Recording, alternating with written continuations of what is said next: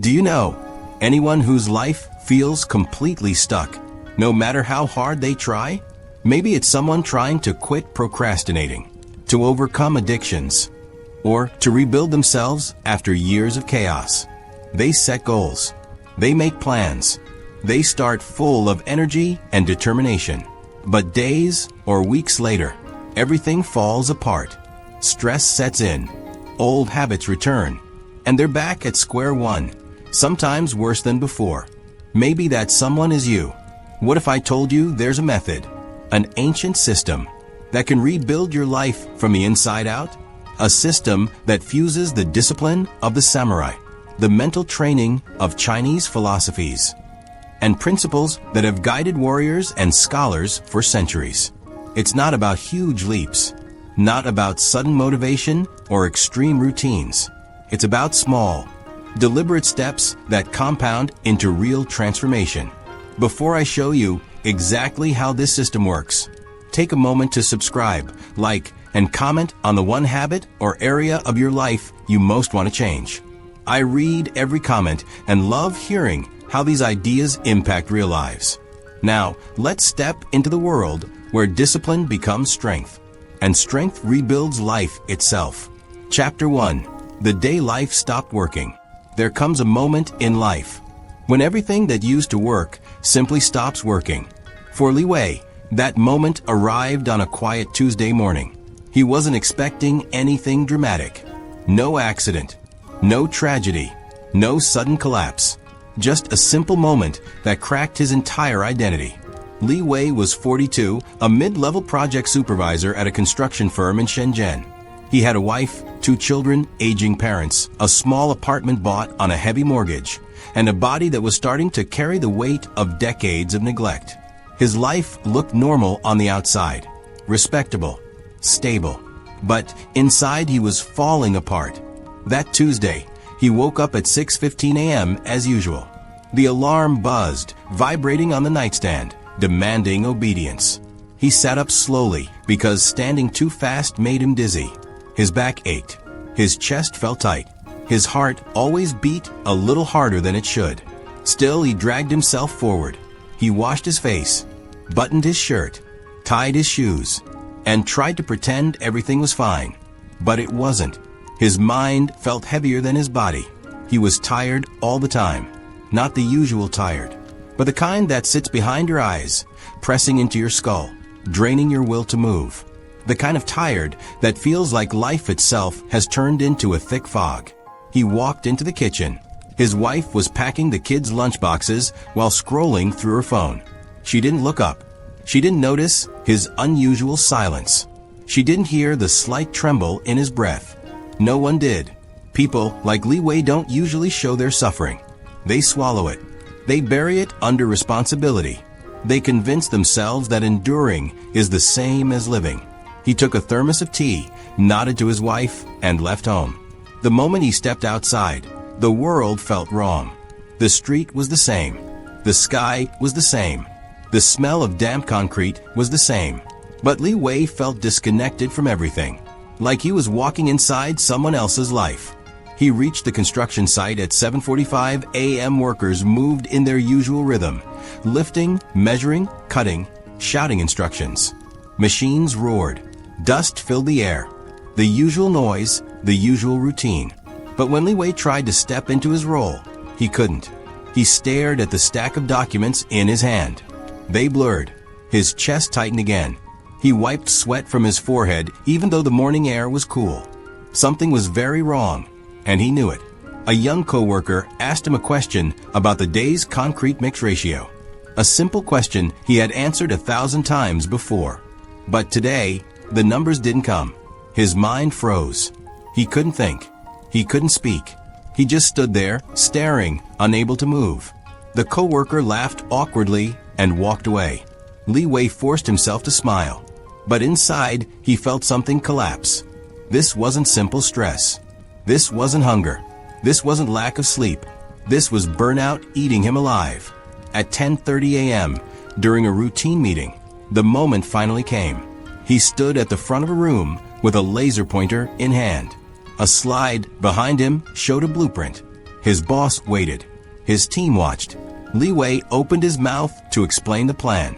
Nothing came out. His throat locked. His voice failed. His vision dimmed around the edges. For a second, he thought he might fall. Everyone stared. His boss cleared his throat. Li Wei, are you all right? A simple question, but it punched straight into the truth he had been hiding for years. He wanted to say yes. He wanted to pretend, but the lie couldn't survive anymore. He lowered the pointer. He looked at his trembling hands, and he whispered, barely audible, I don't know. That was the moment. The day life stopped working. His boss sent him home, said he needed rest, said they'd manage without him for a few days. But as Li Wei walked out of the office, a deeper panic settled inside. If he wasn't his job, who was he? If he didn't push through, what meaning did he have? If he stopped even for a moment, would everything fall apart? He rode the subway home, staring at the reflection in the window. A face he didn't recognize. Dark circles, pale skin, lifeless eyes. He got home early, confusing his wife, who asked what happened.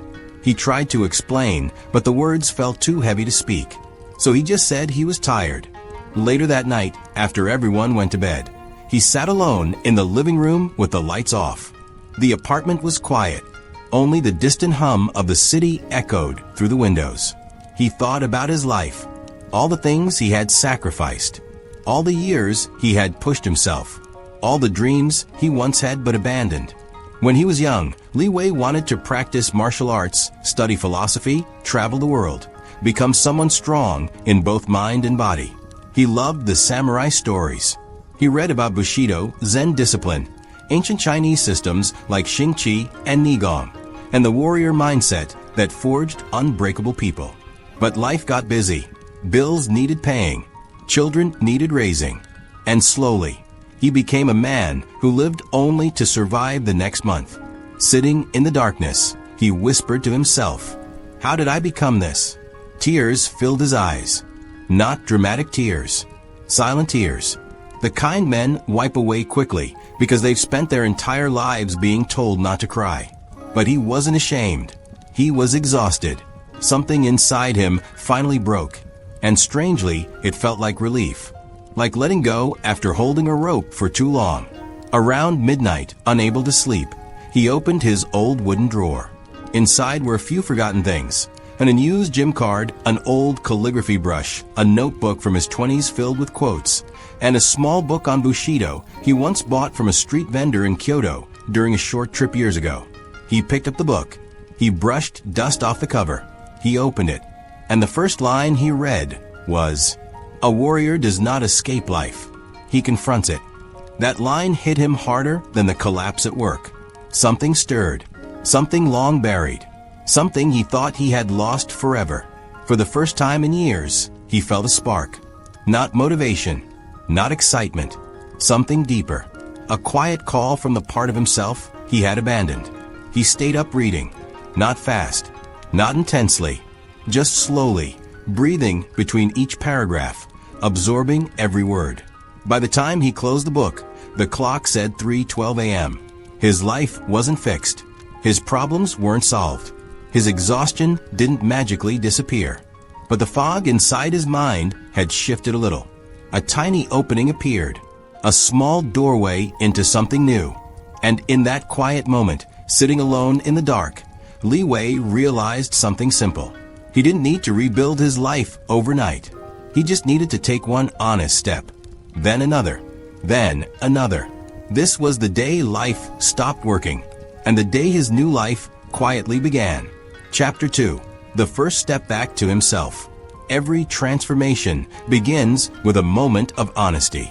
For Li Wei, that moment arrived the next morning, long before the sun rose.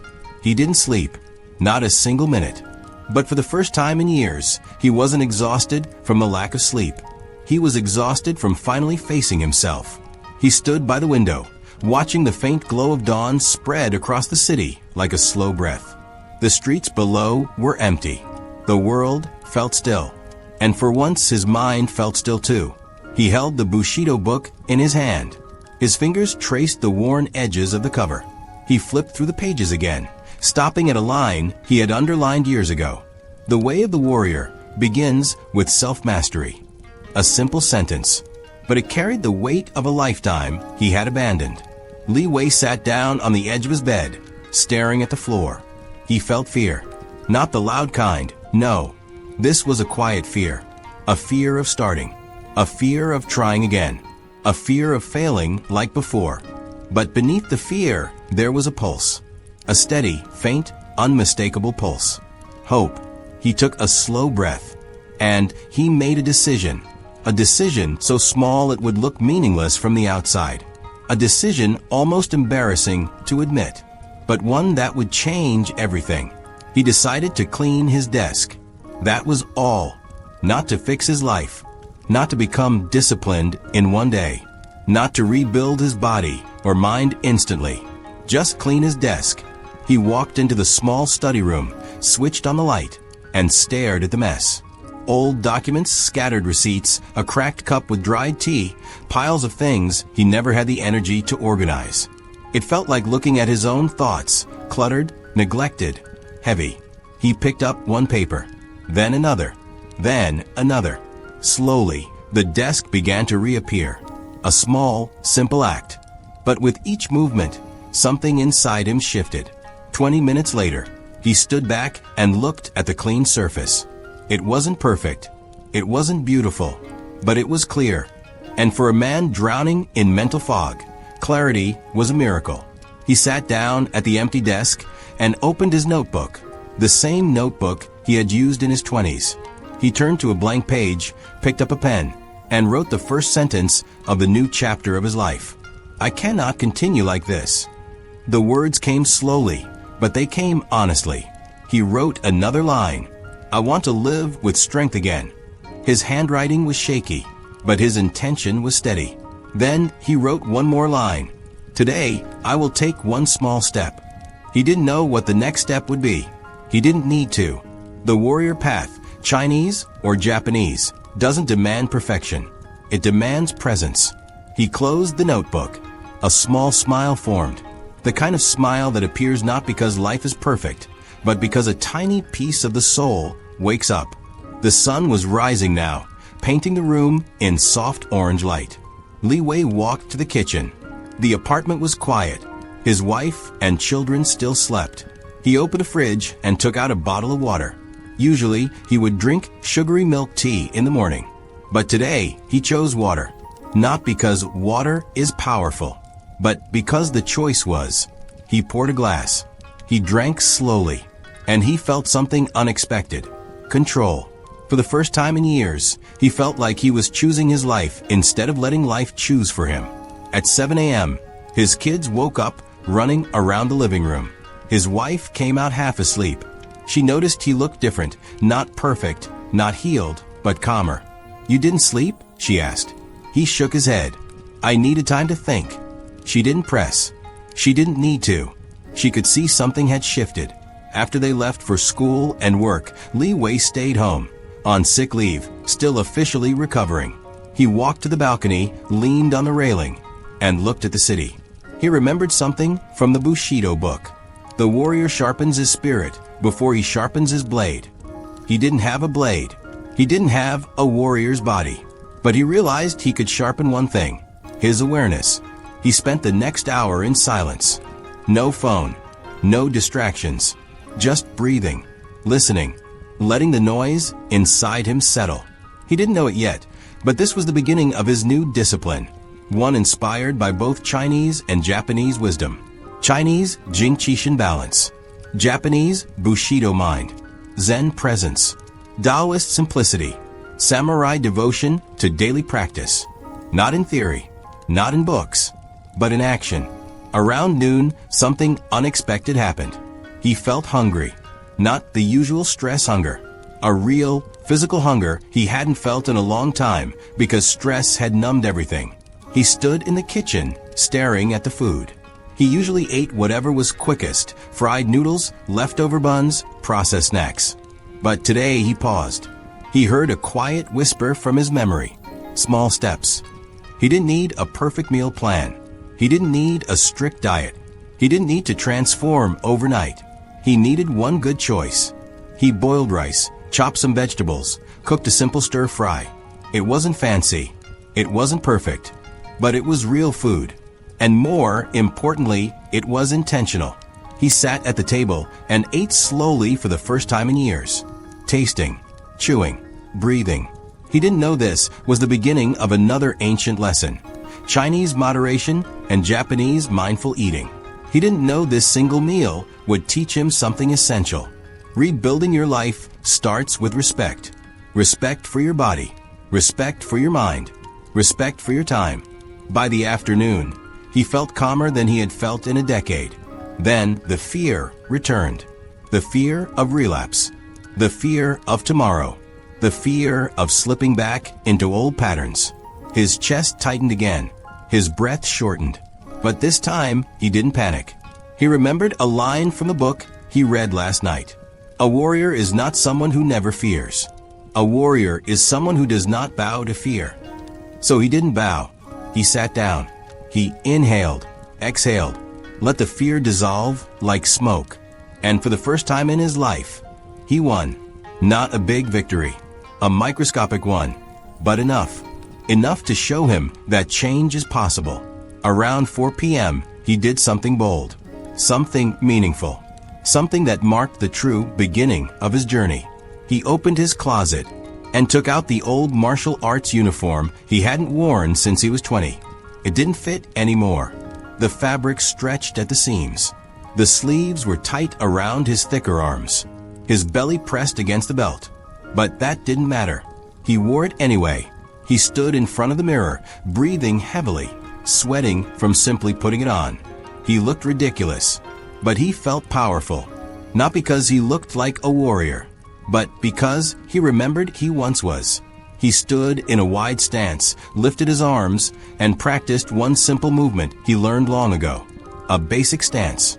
A slow punch. A slow breath. Nothing else. And that one movement created a spark inside him. A spark he hadn't felt since he was young. Strength. Memory. Identity. When his kids returned home, he quickly changed clothes and hid the uniform again. He wasn't ready to show anyone. Not yet. This part of the journey was his alone. That night, after everyone slept, he sat again at the clean desk. He opened his notebook, and he wrote, "Today, I return to myself."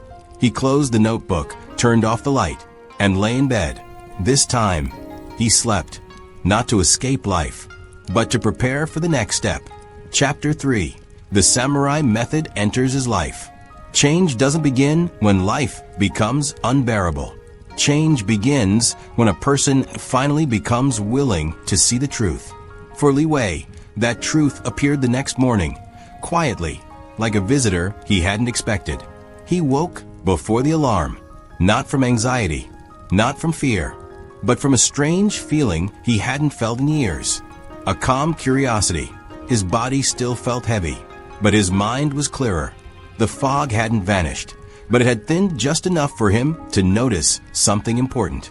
He wanted to continue, not force himself, not push, not punish, but continue.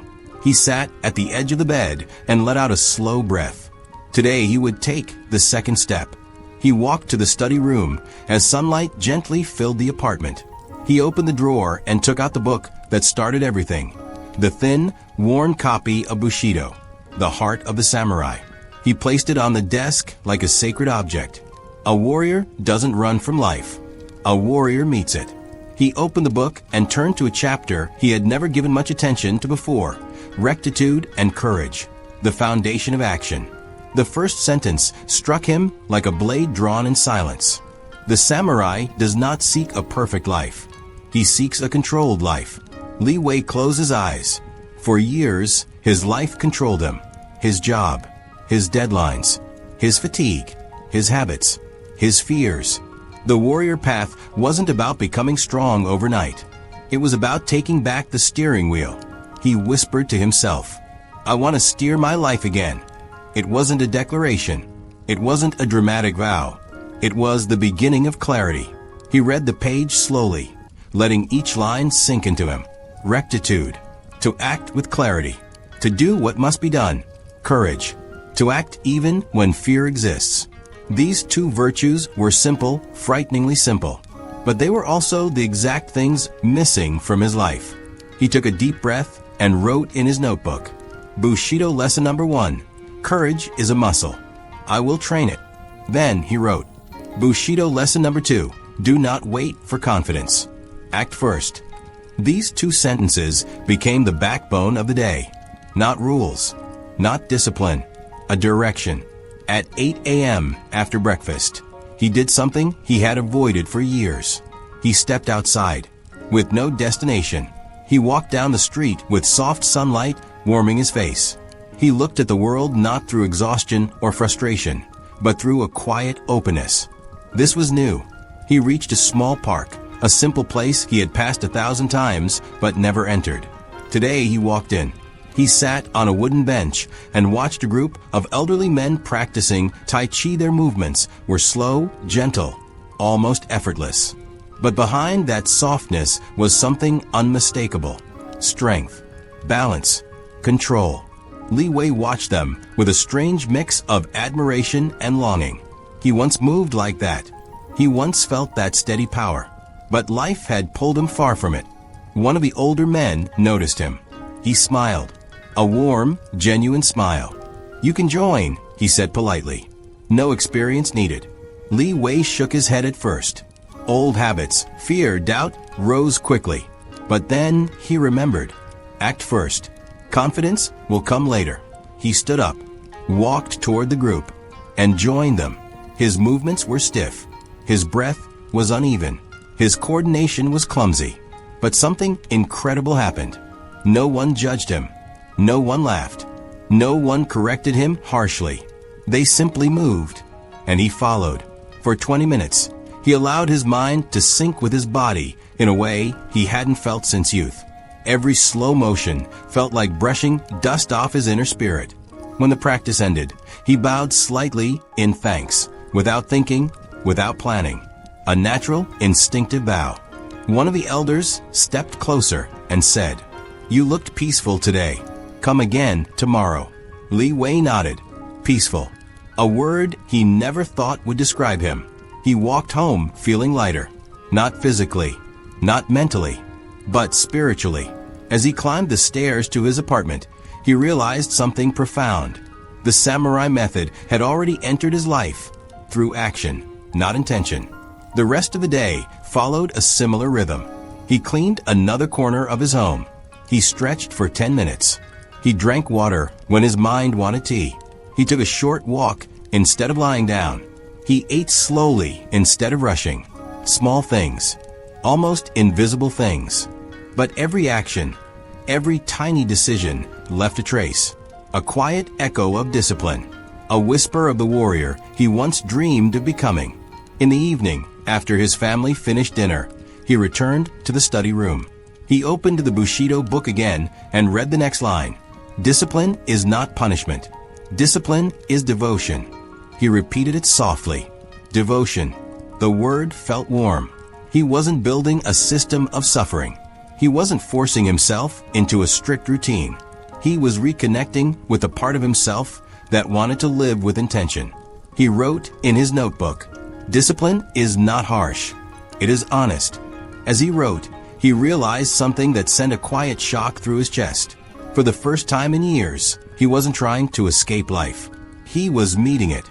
He sat back, closed his eyes, and felt a simple, powerful truth rising inside him. The samurai method wasn't something he needed to add to his life. It was something he needed to uncover. It had always been inside him, buried, forgotten, but alive. At 10 p.m., he rolled out a small mat on the balcony floor. The night air was cool. The city lights glowed softly. He stood in a stance he remembered from his youth. Feet grounded, back straight, hands at his sides. He inhaled, exhaled, inhaled, exhaled. Then slowly he moved. One strike, one breath, one controlled motion at a time. Not fast, not perfect, but pure. As he moved, something inside him broke, not painfully, but beautifully. He let go of resentment. He let go of guilt. He let go of the belief that he had to become extraordinary overnight. He just moved. And in movement, he found clarity. By the time he finished, sweat covered his forehead. His legs trembled slightly. His breath was heavy, but his heart felt strong. He looked out at the skyline and whispered the words he finally understood.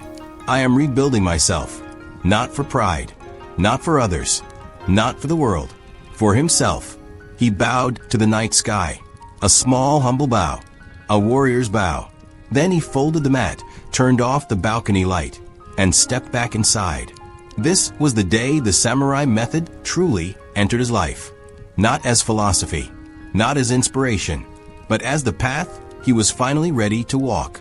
Chapter 4, Breaking the Old Identity. There comes a point in every transformation when the past refuses to stay quiet. For Li Wei, that point arrived 3 days into his new practice. Not with drama, not with catastrophe, but with a simple moment that revealed the truth he had avoided for years. He was standing in front of his bathroom mirror early in the morning. The apartment was silent. Everyone was still asleep. The soft fluorescent light hummed above him. He splashed water on his face and looked up. And for the first time, he didn't recognize the man staring back. Not because the man looked different, but because the identity behind the face had begun to crack. The tired manager, the overworked father, the man who pushed through pain, the man who survived instead of lived. That version of him was still there, but it was fading. He leaned closer to the mirror. His eyes looked calmer. His shoulders sat a little straighter. His breath wasn't shallow anymore. But the biggest change wasn't physical. It was the quiet realization that he was no longer controlled by the version of himself shaped by exhaustion and fear. Still, the old self didn't leave peacefully. Later that morning, while practicing Tai Chi at the park, the doubts returned. The old identity whispering from a dark corner of his mind. Who are you to change? You always quit. You're too old. You don't have time. This won't last. The thoughts hit him like unexpected waves. His hands trembled. His breath shortened. His movements fell out of rhythm. The old self was fighting for survival. He stopped moving and stood still. The world around him blurred. For a moment, he felt the urge to give up and go home, to return to the comfort of being the man who expected nothing from himself. But then he remembered a line from Bushido. The warrior kills the false self before he faces the outer world. He whispered it under his breath. Kill the false self. Not violently, not literally, but courageously. He closed his eyes and stood rooted like a tree, breathing, listening, letting the doubts scream and fade. When he opened his eyes again, the Tai Chi group was still moving. The wind still rustled the leaves. The world had not changed. He had. He rejoined the practice. Slowly at first, then with a quiet strength. His movements weren't perfect, but they were intentional. Every breath, every shift of weight, every slow, controlled posture was an act of breaking the old identity and shaping the new one. After the session, one of the elders placed a hand on his shoulder and said, "You look lighter today." Li Wei didn't answer, but he felt it. Back home, he opened his notebook and wrote, "The old me fights hardest when it's dying." He paused, then added, "Discipline is not becoming someone new. It's remembering who I was before life buried me." That single realization shook him. He wasn't building a different identity. He was uncovering the one he had lost long ago, the one shaped by curiosity, strength, honor, and quiet determination. By evening, as he stood on the balcony practicing slow strikes under the open sky, he felt something shifting inside. A separation between who he had been and who he was becoming. The crack in the old identity wasn't a weakness. It was the doorway. And for the first time in his adult life, Li Wei stepped through it with steady breath and no fear. Chapter 5, Relearning Strength. Strength isn't something you lose overnight, and it's not something you regain in a single moment. Real strength returns in fragments, often quietly, almost unnoticed. For Li Wei, it began with a simple truth. His body had become a stranger. He felt it on the fourth morning when he tried a movement he used to perform effortlessly in his 20s. He stepped into a basic stance on his balcony, lifted his arms, and attempted a slow forward strike. Halfway through, his shoulders burned. His thighs shook. His breath hitched. It wasn't pain. It was weakness speaking the truth. The old version of himself, the one who believed strength was permanent, flinched in embarrassment. A younger Li Wei would have mocked this moment, but the new Li Wei understood something that made him breathe easier. Strength is not youth. Strength is consistency. He lowered his hands, inhaled, and tried again. Slower this time, more controlled, more deliberate, and surprisingly, it felt better. He spent the next 20 minutes practicing basic forms, not to perform them well, but to reconnect with his own body. Every movement revealed how much he had ignored himself over the years. His hips were stiff. His back resisted. His balance wavered. His breath carried a faint tremble. But he wasn't discouraged, because this wasn't failure. This was measurement. And warriors measure their limits, so they know where to begin. Later that afternoon, he returned to the park. Not for Tai Chi this time. He stood alone under a quiet grove of trees, feeling the shade on his skin. He planted his feet, raised his hands, and began a series of slow strikes, blocks, and breathing patterns. Nothing flashy, nothing fast, just simple, steady work. People walked past him without paying much attention. A few children stopped to watch, their eyes curious.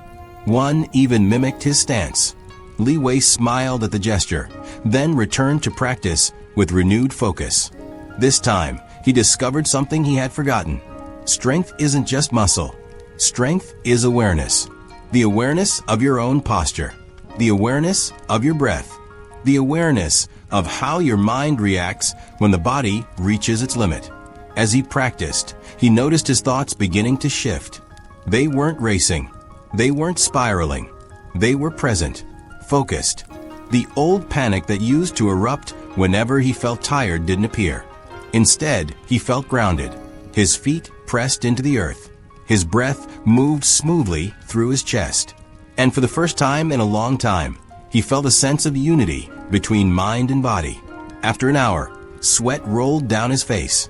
His shirt clung to his skin. His arms felt heavy, but inside he felt light. When he finally stopped, he stood still for a long moment. His breath steadied. His heartbeat softened. The world around him felt sharper, clearer.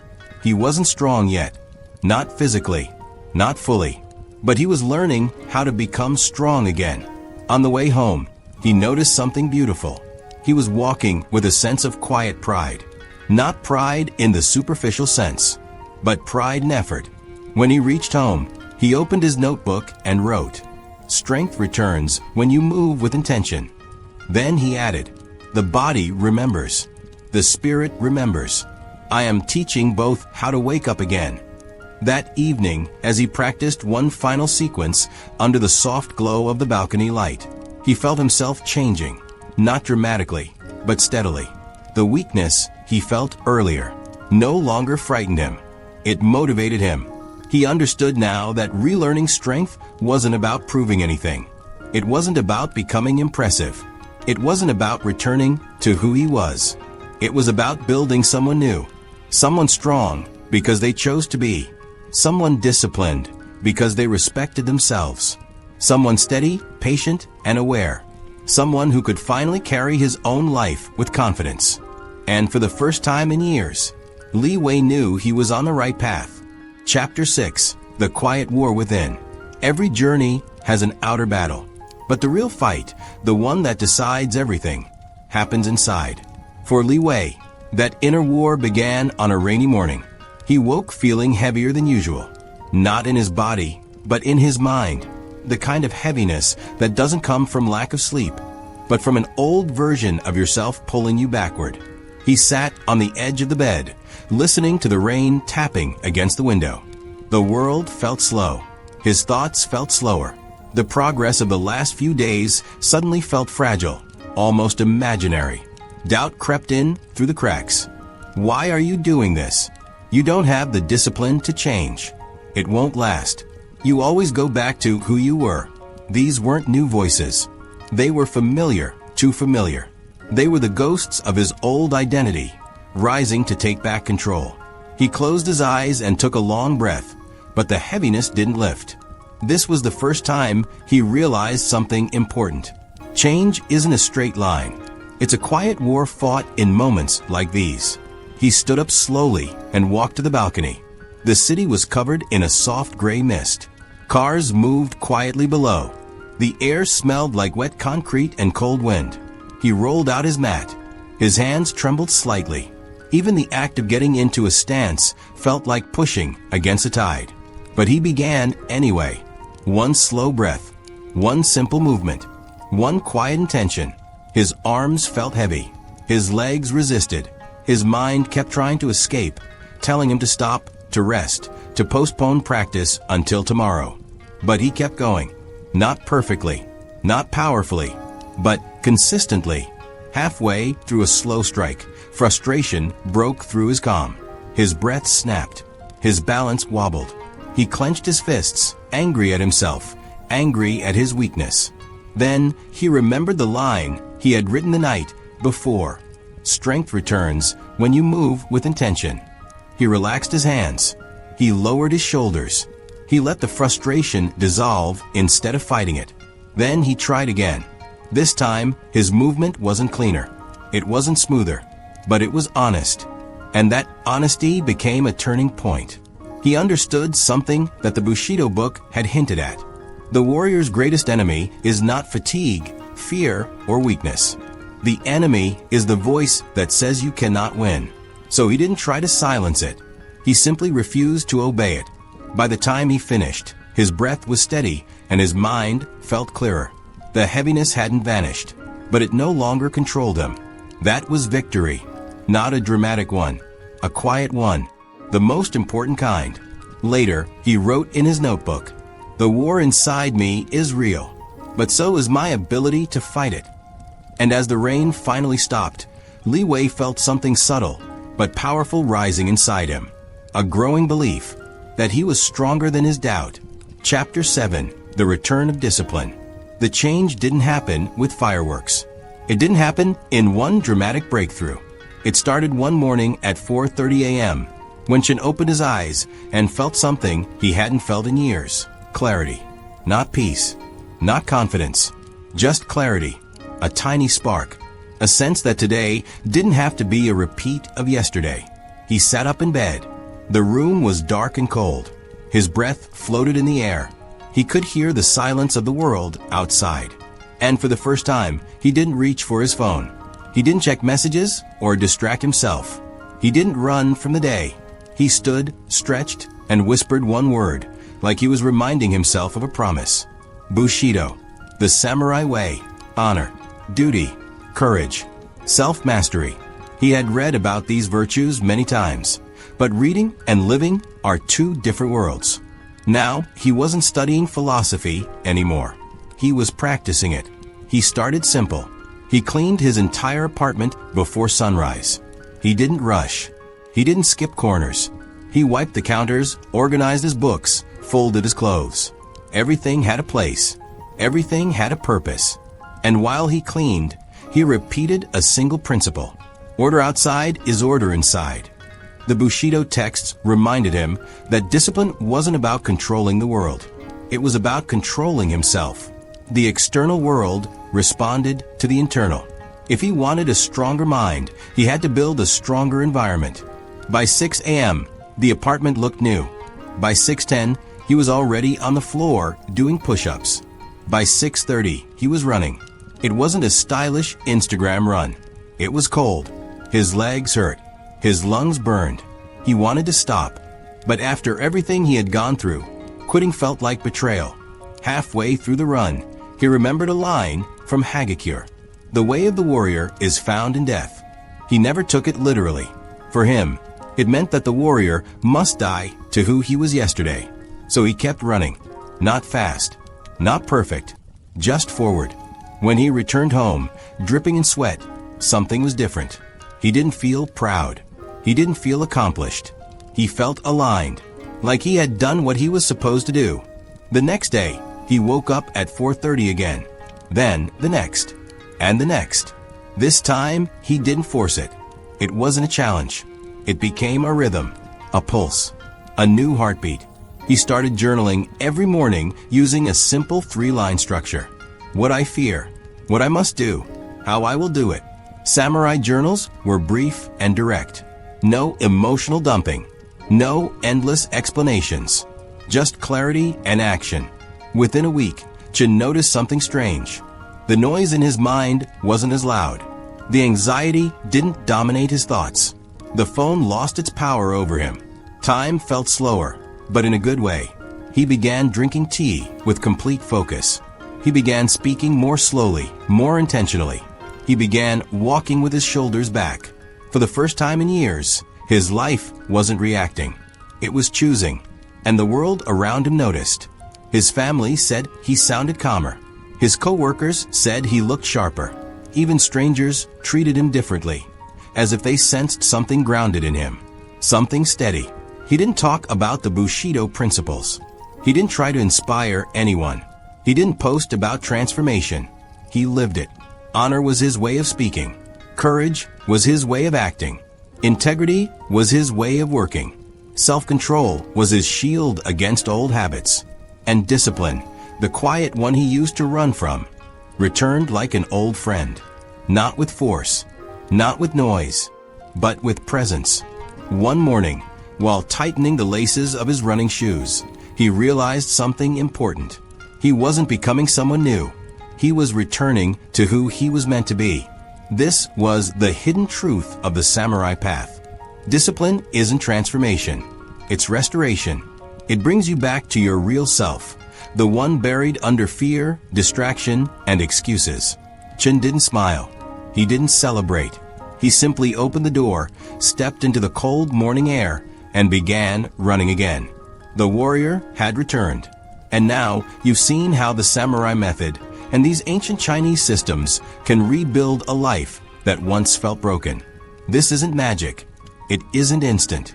It's quiet, relentless, and surprisingly simple. Every day, the choices you make, no matter how small, shape who you become. Every disciplined action compounds, turning weakness into strength, chaos into order, and doubt into unwavering focus. The journey isn't easy. There will be moments when you question yourself. Moments when the old habits call you back. But if you commit to these principles, you'll discover something extraordinary. That the power to rebuild your life was inside you all along. If this video inspired you, take a moment to like, subscribe, and share your thoughts in the comments. Tell me which principle you're going to start applying today. Your story could inspire someone else to take that first step toward change. Remember, discipline is not a punishment. It is freedom. And the samurai method can guide you there. Until next time, keep building, keep fighting, and keep becoming the person you were always meant to be.